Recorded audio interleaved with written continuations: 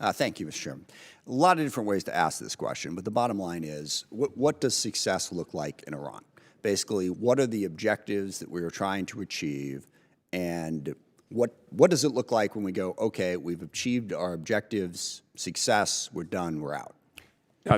Thank you, Mr. Smith. We're thinking a lot about this. I would say I can give you the perspective from the Department of War, which represents the direction that the President has given for the military campaign, which is specifically focused on degrading and destroying the power projection, particularly the conventional power projection capabilities of the Islamic Republic of Iran, and thus especially missile one-way attack drones capabilities and their production, as well as the naval forces of the Islamic Republic. How destroyed does it have to? Well, I think that's I mean, we're going to seek to do the best we can. I think we're on plan, as Admiral Cooper has said. I think that can nest with a variety of political outcomes, as the President referred to the other day. The Venezuela Two parts model. to that. I keep hearing that we're on plan, and I keep asking, and this is oversimplification, but I don't know, they had 10,000 missiles, now they have 8,000.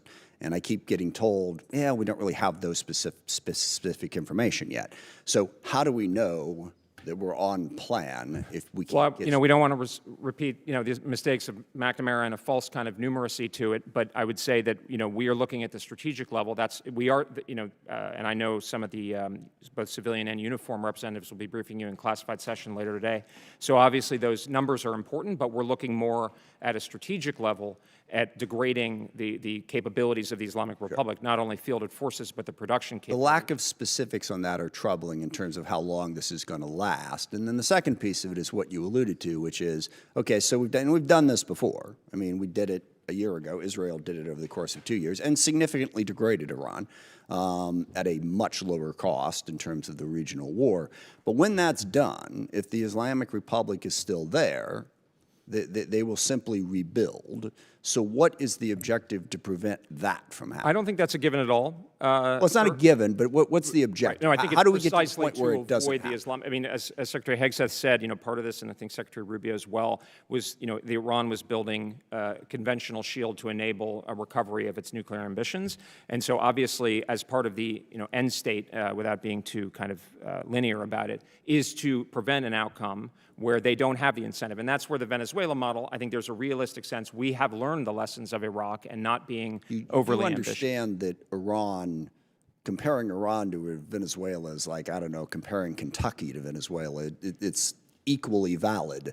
Iran. I don't think it's a perfect analogy, sir, but I think I'm just making a point about in terms of the flexibility of the political objective. And of course, the President has said it's a fact, it's a historic opportunity for the Iranian people to rise up and overthrow this noxious government. Right. But that's there's no particular plan for that actually happening. Well, it's more of a hope than a the plan. Department of War has been instructed to focus on the military forces of the Islamic The second piece Republic. of this that I want to get into is I think what President Trump meant when he was on the campaign trail saying that we won't go to Iran, go to war with Iran, is the same thing he meant if I was president, the Ukraine war wouldn't have happened. That his mere presence and his policies will stop that. That's the America First agenda. So I guess how did the America First agenda fail in Iran? Because I think the president sincerely meant that. He sincerely meant, you put me in office, I'm going to do things that's going to make sure that we don't go to war with Iran. He failed. We're at war with Iran, and 14 other countries had been dragged into it. So the speech that you laid out was very well said, and if that is what was happening, I'd have some quibbles, but at least we could live with it. But very clearly, that agenda failed in Iran. Why? I don't think, sir, it failed. I mean, the president has been consistent for many years that Iran cannot have a nuclear weapon, and it's a serious threat. He's also been consistent that he would not, that war would, look, anyone can come in and blow stuff up. I mean, that option's been on the table, and that's the option we've been taking a long time. And that was sort of the president's argument, was I'm different. I'm so strong that this isn't going to happen on my watch, and he was wrong. It did. I don't think the president's wrong. I think the president's demonstrated, I mean, in his first term as well, but certainly in his second term, that he is prepared to use the military instrument. That's why he keeps referring to peace through strength. Of course, right, there's the strength element, and it has to be credible. He has, I have a different assessment, sir.